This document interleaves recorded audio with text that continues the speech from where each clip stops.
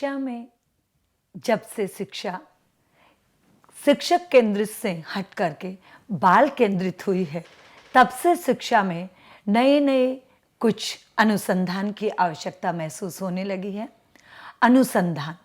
अनुसंधान को यदि हम समझें तो अनुसंधान से तात्पर्य है कि किसी नई चीज की खोज करना। प्रश्न यहाँ ये उत्पन्न होता है कि किस नई चीज की खोज की जाए, शिक्षा में ऐसा क्या है जिसे खोजा जाए। तो आज हम क्रियात्मक अनुसंधान की बात करेंगे कि क्रियात्मक अनुसंधान क्या है। क्रियात्मक शब्द से ही ये स्पष्ट हो जाता है कि क्रिया जिसके द्वारा हम कुछ नई खोज कर पाए। क्रियात्मक अनुसंधान शिक्षा जगत में, शिक्षण विधियों में, शिक्षण प्रविधियों में, शिक्षण विषय में, अनुशासन में, स्वतंत्रता, पाठ्यक्रम, शिक्षक, विद्यार्थी, विभिन्न स्तरों पर प्रबंधन में जो समस्याएं उत्पन्न होती हैं, उन समस्याओं के छोटे छोटे से समाधानों के लिए शिक्षा जगत में जो अन्वेषण, खोज की जाती है, उसे हम क्रियात्मक अनुसंधान समझते हैं या क्रियात्मक अनुसंधान करते हैं। आज हम क्रियात्मक अनुसंधान पर विचार विमर्श करेंगे। सामान्य शब्दों में हमने समझा कि क्रियात्मक अनुसंधान शिक्षा में किए गए नए नए खोज हैं, लेकिन यदि हम शिक्षा के क्रियात्मक अनुसंधान को शिक्षा परिभाषा के कोष के अनुसार परिभाषित करते हैं तो अध्यापकों, प्रशासकों और अपने निर्णयों एवं कार्यों को सुधारने के सीमित उद्देश्यों से किया गया अनुसंधान क्रियात्मक अनुसंधान कहलाता है। क्रियात्मक अनुसंधान व्यक्ति या समूह द्वारा आयोजित करबद्ध परीक्षा है, जिसके द्वारा वह अपने ही अभ्यर्थियों और अभ्यासों का अध्ययन करता है और उनके कार्यों की उलझी हुई समस्याओं को उपयुक्त उत्तरों की खोज में अपनी ही निष्पत्ति में सुधार लाने की ओर लक्षित होता है। यहाँ ये जान लेना आवश्यक है कि क्रियात्मक अनुसंधान में क्रिया जो है, जो कार्य हम कर रहे हैं, उस कार्य में हम अपना ही मूल्यांकन, अपना ही खोज। मैं यहाँ ये स्पष्ट करना चाहूंगी कि शिक्षक के रूप में यदि मैं कुछ निश्चित उद्देश्यों को लेकर के कक्ष में प्रवेश करती हूँ और वहाँ पे किसी विषय पर अपना व्याख्यान देती हूँ, विद्यार्थियों के बारे में सोच कर जाती हूँ कि आज मैं विद्यार्थियों को, मान लीजिए कि मैं सोच करके जाती हूँ कि विद्यार्थियों को पौधों की जो विभिन्न पद्धतियां हैं, पौधों के जो विभिन्न भाग हैं या मिट्टी के जितने भी प्रकार हैं, मैं उनके बारे में पढ़ाऊंगी। ऐसा मैंने उद्देश्य निर्धारित किया और मैं कक्षा में गई। उसके बाद भी पुनः कक्षा में अपनी बात को कहने के बाद, व्याख्यान देने के बाद भी मुझे इस चीज को जान लेने के लिए कि क्या वास्तव में मेरे जो निर्धारित उद्देश्य थे, जो मैं कक्षा में अपना पाठ देने के लिए गई थी, उन निश्चित उद्देश्यों को मैंने प्राप्त किया या नहीं किया। जो सामने शिक्षार्थी बैठा है, वो शिक्षार्थी उसे समझ पाया है या नहीं कर पाया है, या विद्यार्थी कक्षा में अनुशासनहीनता कर रहे हैं। आप कक्षा में पढ़ा रहे हैं और पढ़ाते समय आपको लग रहा है कि आपके विद्यार्थी में अरुचि उत्पन्न हो रही है, आप प्रश्न पूछ रहे हैं और आपके विद्यार्थी निरुत्तर रहते हैं। उस निरुत्तरता का कारण जानने के लिए, कक्षा में अनुशासनहीनता होने के लिए आपने अपना व्याख्यान पूरा कर दिया। व्याख्यान पूरा करने के बाद पुनरावृत्ति के लिए यदि आपने प्रश्न पूछे और आपकी कक्षा के अधिकांश विद्यार्थी यदि निरुत्तर हैं, तो इस समस्या के समाधान को खोजने के लिए शिक्षण प्रशिक्षण में क्रियात्मक अनुसंधान का प्रावधान है। अब बात आती है कि क्रियात्मक अनुसंधान क्या है। क्रियात्मक अनुसंधान व्यवहारिक अनुसंधान का एक रूप है, जिसका प्रयोग किसी व्यक्ति या संस्था की किसी समस्या का समाधान खोजने के लिए होता है। क्रियात्मक अनुसंधान एक क्रमबद्ध, पंक्तिबद्ध जिसे हम कहेंगे, एक क्रमबद्ध प्रक्रिया है जिसमें व्यवहारिक समस्या को पहचान कर उसके समाधान के लिए क्रियात्मक योजना का निर्माण किया जाता है। कहने का मतलब यह है कि जो अनुसंधान किया जा रहा है, व्यवहारिक समस्या को हमने पहचान लिया, उस समस्या को पहचानने के लिए, उसके समाधान के लिए भी हमें एक योजना का निर्माण करना होगा। अध्यापकों के लिए अध्यापन से जुड़े निर्णय लेने, विद्यार्थियों के निरीक्षण करने और अन्य कार्यों में प्रभावी रूप से सहायक होने के लिए भी हमें क्रियात्मक अनुसंधान करना होता है। क्रियात्मक अनुसंधान की कुछ मुख्य विशेषताएं हैं, जैसे औपचारिक। क्रियात्मक अनुसंधान औपचारिक है, अनौपचारिक नहीं है। औपचारिक से हमारा अभिप्राय यहाँ है कि उसके लिए आपको पूरी एक योजना, एक प्रारूप तैयार करना होगा। अनौपचारिक में जहाँ पर आपके कुछ नियम होंगे, कुछ सिद्धांत होंगे, आप अपनी प्राकल्पना का निर्माण करेंगे। आप ये निर्धारित करेंगे कि यदि अनुशासनहीनता की समस्या के समाधान के लिए मैं इस विधि या प्रविधि मान लीजिए कि मैंने सोचा कि मैं कक्षा में विद्यार्थियों का निरीक्षण निरंतर करूंगी, उनके बीच में जाकर उनको अध्यापन कराऊंगी। इन सब चीज़ों से पहले भी क्रियात्मक अनुसंधान में हमें अनौपचारिक रूप से अपने कुछ नियम और सिद्धांत और हमारी प्राकल्पनाओं का एक रूपरेखा बनानी पड़ती है, एक निर्माण करना पड़ता है। क्रियात्मक अनुसंधान की दूसरी विशेषता है लचीलापन। लचीलापन है, लचीलापन से मेरा कहने का मतलब मेरा ये है कि क्रियात्मक अनुसंधान में वो निरंतर चलने वाली प्रक्रिया है। एक समस्या के समाधान के लिए कुछ विद्यार्थी, मान लीजिए कि मैंने सोचा कि मेरी कक्षा के विद्यार्थी, अधिकांश विद्यार्थी कक्षा में सहभागिता निभाए, और उस सहभागिता को निभाने के लिए मैंने अपना एक उद्देश्य निर्धारित किया, मैंने एक लक्ष्य निर्धारित किया, मैंने एक योजना बनाई कि मैं निरंतर विद्यार्थियों से नामांकन के अनुसार मैं उनसे प्रश्न पूछूंगी और उनको नामांकन के अनुसार उनके बैठने की व्यवस्था करूंगी। लेकिन यदि निरंतर 1 महीने तक, 15 दिन तक मेरी इस प्रक्रिया के बाद भी मैंने महसूस किया कि नहीं, विद्यार्थियों में अधिकांश विद्यार्थी मेरे प्रश्नों का उत्तर नहीं देते, तो मुझे पुनः अपनी प्राकल्पना का निर्माण करने, अपने उद्देश्यों को निर्धारित करने और कोई दूसरा जो विधि और प्रविधि है उसको तैयार करने का मेरे पास प्रावधान है। इसको हम कहेंगे कि क्रियात्मक अनुसंधान की विशेषता है कि उसमें लचीलापन है। तीसरी क्रियात्मक अनुसंधान की विशेषता है परिस्थिति जन्य समस्याओं के संदर्भ में।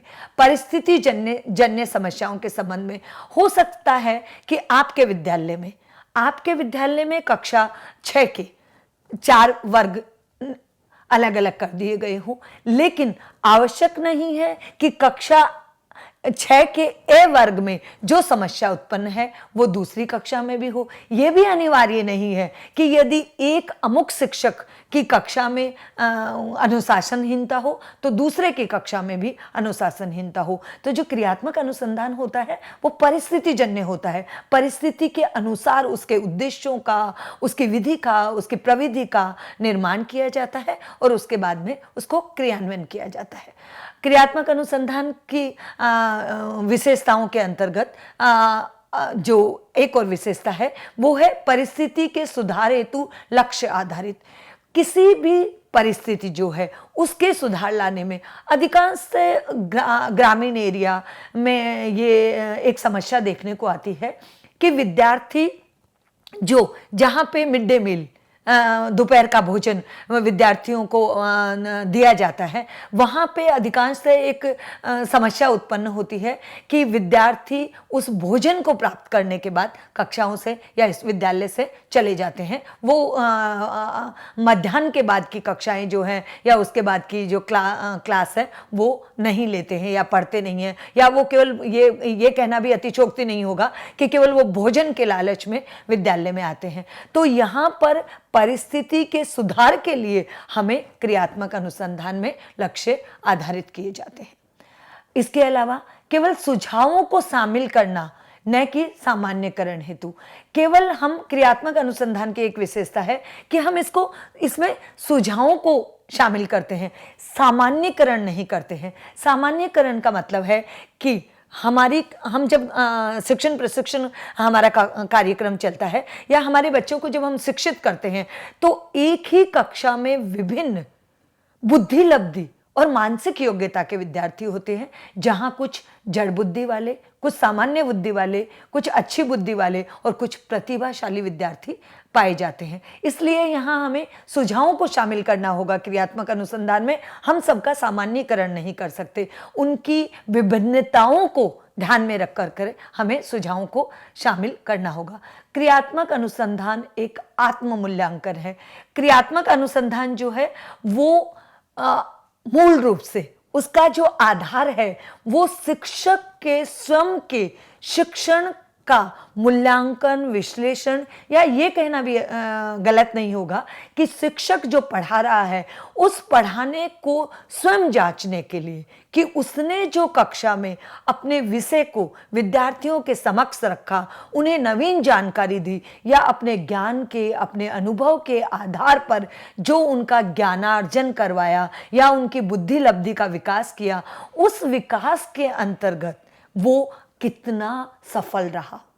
तो ये कहना एक ये विशेषता है कि क्रियात्मक अनुसंधान जो है वो आत्म मूल्यांकन है। क्रियात्मक अनुसंधान से शिक्षक अपना मूल्यांकन करता है कि उसे विद्यार्थियों की आवश्यकता के अनुसार या समय, परिस्थिति, विद्यालय और विद्यालय के मानसिक जो विद्यार्थियों के मानसिक स्तर है उसके अनुसार, संसाधनों के अनुसार, सुविधाओं के अनुसार, प्रबंधन के निर्देशन के अनुसार उसे अपना आत्म मूल्यांकन करना है कि जो कर्तव्य और जो दायित्व शिक्षण प्रशिक्षण के लिए उसे दिए गए हैं उसमें वो कितना सफल हो रहा है और कितने सुधार की उसे आवश्यकता है। इसके बाद हम बात करेंगे कि एक्शन रिसर्च जो है वो बाकी जो हमारे रिसर्च है, बेसिक जो आधारभूत जो हमारा अनुसंधान होता है उसमें और क्रियात्मक अनुसंधान में मूलभूत अंतर क्या है। तो यहाँ पे जो हमारा आधारभूत रिसर्च है उसमें और हमारा क्रियात्मक रिसर्च है उसके बीच में हम अंतर जो है उसके बारे में विचार कर रहे हैं या उसके बारे में मैं आपको जानकारी देना चाहूँगी। आधारभूत जो अनुसंधान होता है, जो नवीन जिसके लिए जिसे एक शब्द में प्रयोग करना चाहूँगी, जो नवीन हमारा अनुसंधान होता है, खोज होती है, उस खोज में नए तथ्यों की खोज की जाती है। हम कोई नए तथ्य खोज करके समाज के सामने, शिक्षा जगत के सामने या किसी भी संस्थान के सामने या किसी भी समस्या के सामने हम उनको निकाल करके लेके आते हैं, जबकि क्रियात्मक अनुसंधान में तथ्यों की अपेक्षा विद्यालय एवं कक्षा संबंधी समस्याओं पर शोध किया जाता है। तथ्य और उस तथ्यों पर जो खोज है वो क्रियात्मक अनुसंधान का दायरा या क्षेत्र नहीं है। यहाँ पे क्रियात्मक अनुसंधान में विद्यालय और विद्यालय में कक्षा शिक्षण से जुड़ी हुई जो समस्याएं हैं उन पर शोध करना है, उनकी खोज करनी है, उनकी जांच करनी है कि इन्हें कैसे दूर किया जा सकता है। दूसरा जो इनके बीच में अंतर है वो आधारभूत सिद्धांत में नए सिद्धांतों को प्रतिपादित किया जाता है कि कोई नया सिद्धांत जो चले आ रहे हैं उन सिद्धांतों से किसी भी एरिया में, यहाँ पे मैं एक उदाहरण के द्वारा आपको ये स्पष्ट करना चाहूँगी कि हमारी जो शिक्षण प्रशिक्षण चल रहा है उन शिक्षण प्रशिक्षण विद्यालयों में हमने 1 वर्ष का पाठ्यक्रम रखा और अभी गत वर्ष से हमने 2 वर्ष का पाठ्यक्रम उसमें कर दिया, नए प्रिंसिपल जोड़ दिए, नए सिद्धांत उसमें लागू कर दिए, जहां विद्यार्थियों के लिए 6 महीने तक विभिन्न विद्यालयों में जाकर के और एक शिक्षक प्रशिक्षक के रूप में उनको पढ़ाना है। ये एक नया सिद्धांत प्रतिपादित किया गया जिसके लिए निश्चित रूप से आधारभूत अनुसंधान, खोज, रिसर्च करे गए थे और उसके बाद में इस सिद्धांत को प्रतिपादित किया गया। लेकिन क्रियात्मक अनुसंधान में व्यवहारिक समस्याओं का समाधान खोजा जाता है। व्यवहारिक समस्याएं हो गई कि कक्षा में विद्यार्थी बैठते नहीं हैं, कक्षा के अधिकांश विद्यार्थी मध्याह्न के बाद चले जाते हैं। कक्षा में जो हम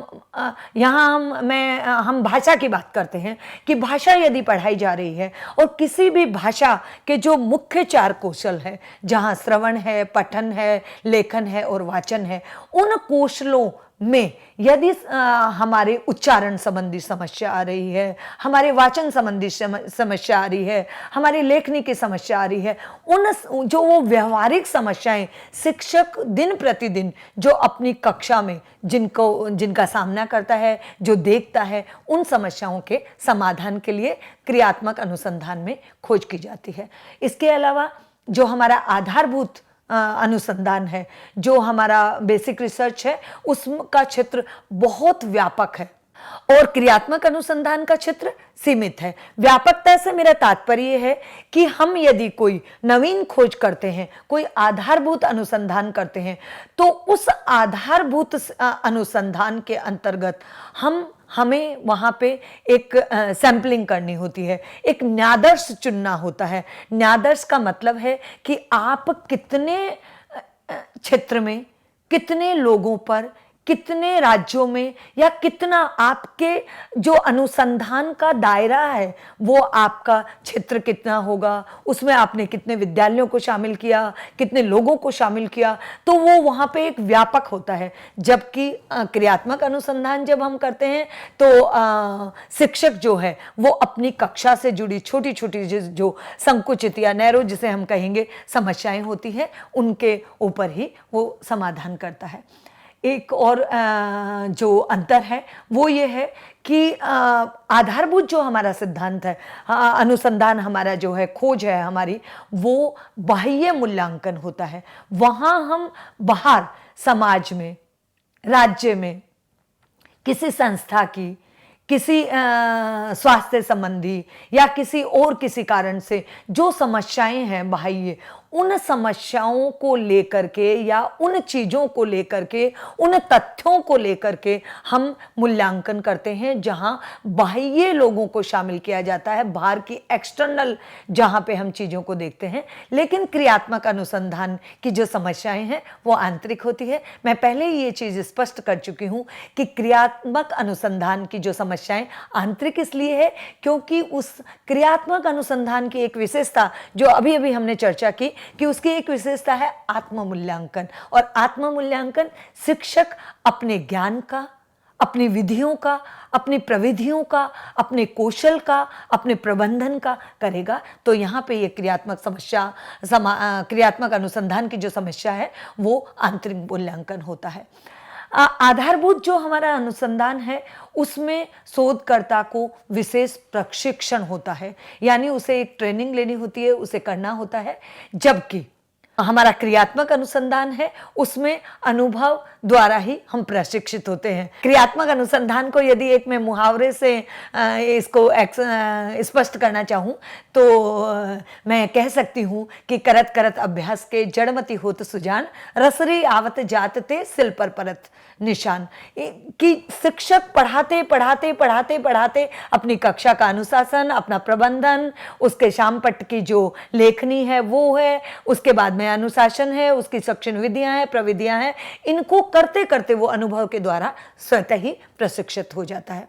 एक चीज और होती है कि शोधकर्ता जो हमारा मूल रिसर्च है, जो आधारभूत अनुसंधान है, उसमें शोधकर्ता को उपाधि दी जाती है। लेकिन क्रियात्मक अनुसंधान में करने के बाद शिक्षण अधिगम में विशेष दक्षता हमें प्राप्त हो जाती है।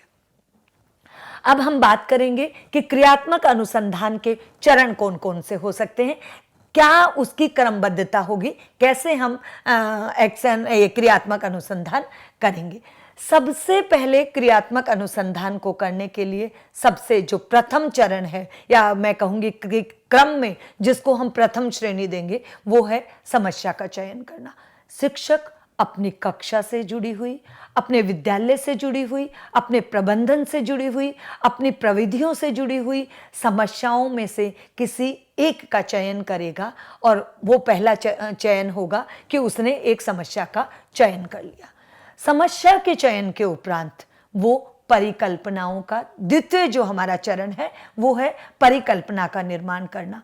परिकल्पना का मतलब है कि आपने, मान लीजिए कि मेरी एक समस्या है कि मेरी कक्षा के जो विद्यार्थी हैं वो मेरे ये पूछे जाने पर कि क्या आप सभी को ये विषय समझ में आ गया, वो सभी हाँ में उत्तर देते हैं। लेकिन जब मैं उनसे पुनरावृत्ति के प्रश्न पूछती हूँ या मैं उन्हें गृह कार्य देती हूँ तो मुझे अपेक्षित परिणाम प्राप्त नहीं होते हैं। तो ये एक समस्या है कि विद्यार्थी कक्षा में निरुत्तर क्यों रहते हैं। इस समस्या का मैंने चयन कर लिया और इस समस्या के चयन के बाद मेरा दूसरा जो एक्शन रिसर्च का क्रियात्मक अनुसंधान का चरण है वो चरण ये है कि परिकल्पना का निर्माण करना। मैंने ये सोच लिया कि मैं एक्शन रिसर्च करूंगी या अपने विद्यार्थियों को व्याख्यान विधि से ना पढ़ा करके यदि मैं उन्हें प्रश्नोत्तर विधि, यदि मैं उन्हें करके देखो विधि, यदि मैं उन्हें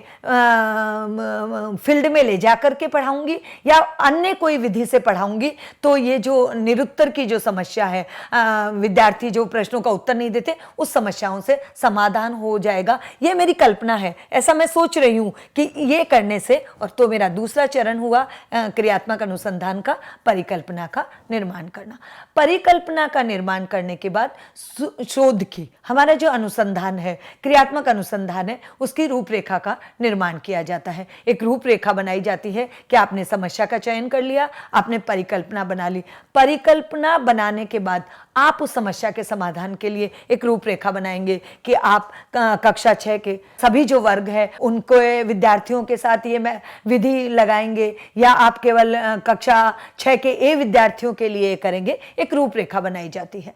रूपरेखा जब हमारी बन जाती है तो हम आंकड़ों का और प्रदत्तों का संकलन करते हैं। आंकड़े कि मैंने निरंतर 1 सप्ताह तक विद्यार्थियों को प्रश्न उत्तर विधि से पढ़ाया। मैंने जब पहले दिन प्रश्न उत्तर विधि से पढ़ाया तो मैं आंकड़ों का संकलन कर रही हूँ कि कक्षा में 40 बच्चे हैं, उसमें से 10 ने मुझे उत्तर दिया। दूसरे दिन 12 हुए, तीसरे दिन 15 हुए, चौथे दिन फोर्थ डे और चौथे दिन मेरे पास में 20 बच्चे हो गए, फिर 30 हो गए। तो इस तरह से आंकड़ों का मैं संकलन करूंगी। ये हमारा उसके बाद का चौथा चरण हुआ।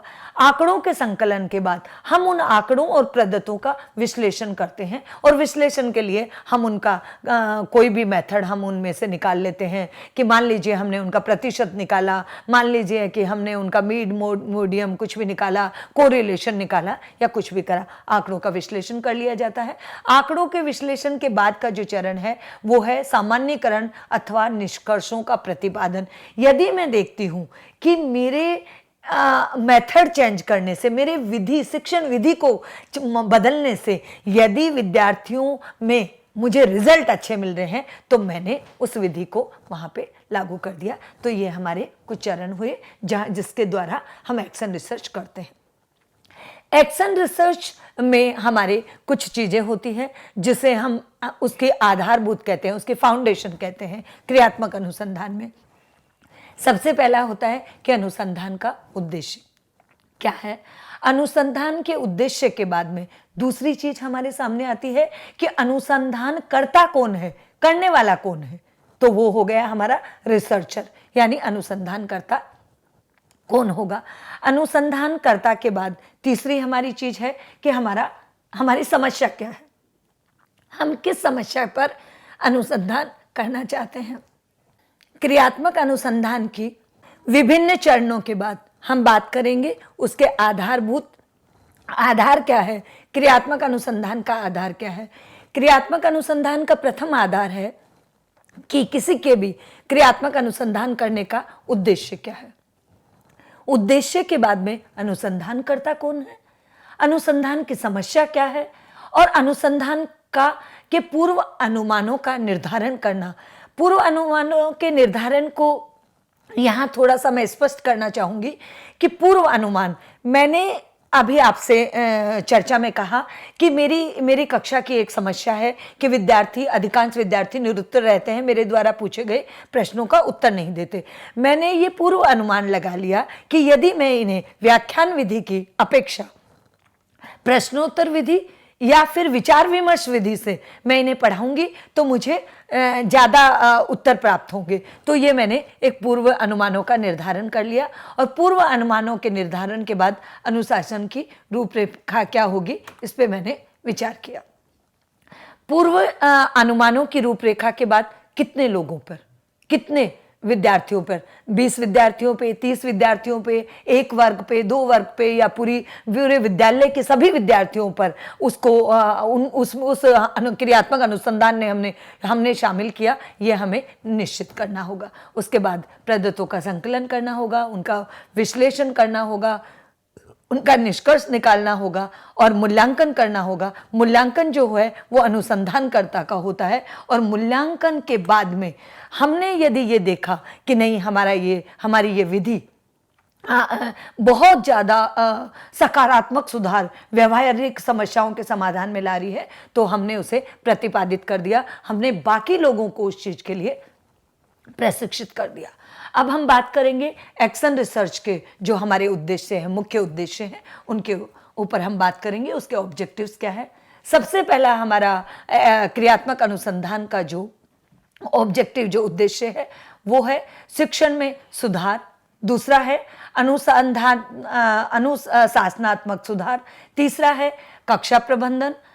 चौथा है अधिगम कौशलों में सुधार, उपस्थिति में सुधार, गृह कार्य में सुधार, सहपाठियों के व्यवहार में सुधार, अध्यापकों और प्रशासन और प्रबंधन उसमें सुधार, और सकारात्मक दृष्टिकोण का विकास। एक्शन रिसर्च के कुछ एरिए या कुछ क्षेत्र जिनमें हम एक्शन रिसर्च कर सकते हैं, वो मैं आपको बताना चाहूंगी अंत में।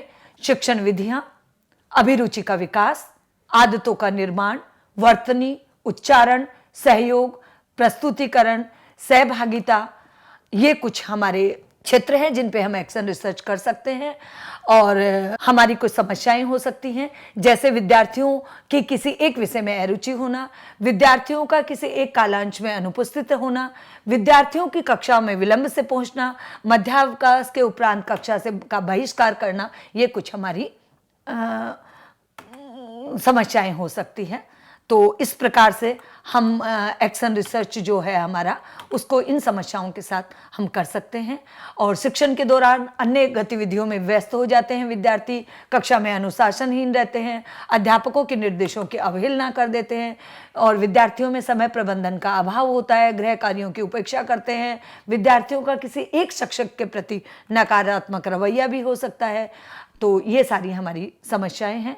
तो कक्षा में अनुशासनहीनता यदि कोई विद्यार्थी करता है, तो हम उसके लिए, उसका कारण हो सकता है अनुपयुक्त शिक्षण विधि हो सकती है, विषय की जानकारी का अभाव हो सकता है, अप्रभावी संवाद हो सकता है, शिक्षक का ढीला व्यवहार हो सकता है, इस तरह की चीजें हो सकती है। और अंत में मैं आपको अपने इस व्याख्यान को, अपने इस विषय को विराम देने के साथ साथ आपको ये कहना चाहूँगी कि आत्म मूल्यांकन के लिए और शिक्षण प्रशिक्षण को और प्रभावी बनाने के लिए प्रत्येक शिक्षक को शिक्षण में क्रियात्मक अनुसंधान निरंतर करते रहना चाहिए, और उसको निरंतर उसे जांचते भी रहना चाहिए कि उसकी समस्या का समाधान हुआ या नहीं हुई। तो क्रियात्मक अनुसंधान जो है वो निरंतर चलने वाली प्रक्रिया है, कंटिन्यूस चलने वाली प्रक्रिया है।